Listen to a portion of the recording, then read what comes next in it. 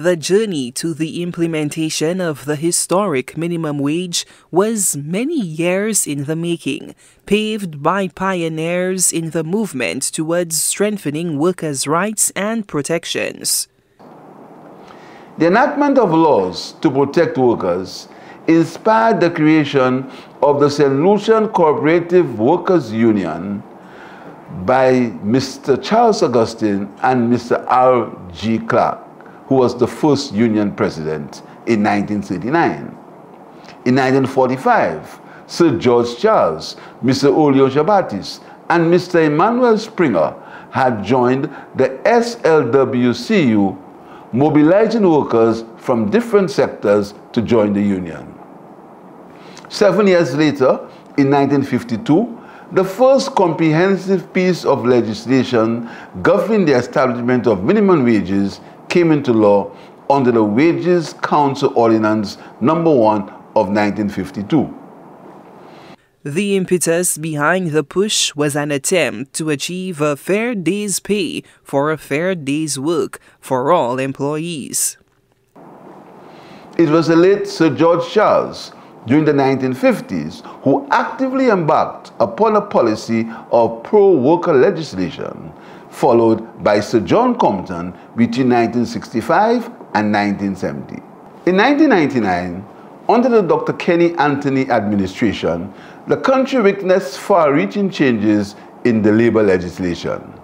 In a videotaped address to the nation, Prime Minister Philip J Pierre highlighted the building blocks put in place under the then Dr. Kenny Anthony administration. These included the Equality of Opportunity in Employment Act, Minimum Wage Act, the right to trade union representation through majority support in the workplace, and exemption of income tax on service charges paid to hotel employees.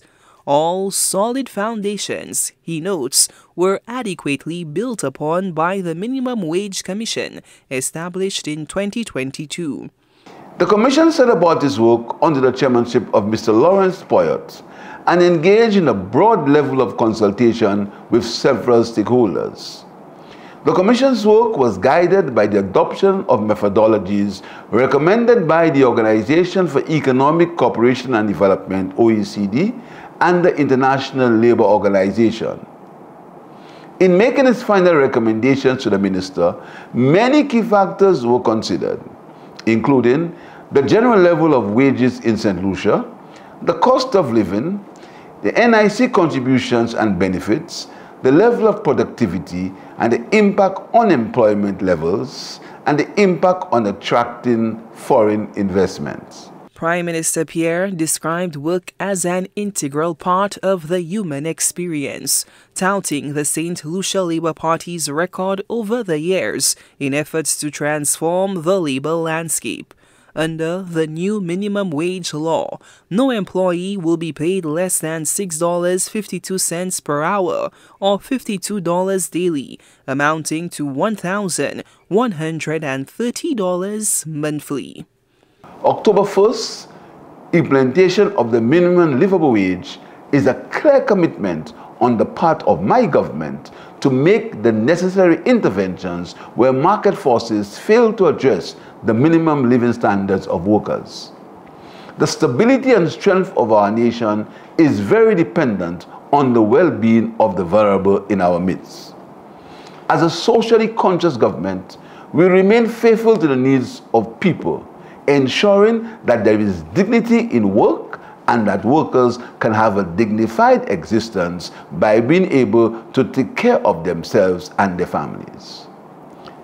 Minimum wage, $1,131 monthly, or $6.52 per hour. Does not include a payment of overtime, a share of service charge, a commission, bonus, or profit sharing. A clarion call went out to employers to strengthen their solidarity with those at the lower end of the income bracket, rather than reducing staffing levels. Prime Minister Pierre thanked the key players involved in the consultation and development of St. Lucia's new historic minimum wage. Solange Alfred, HTS News Force.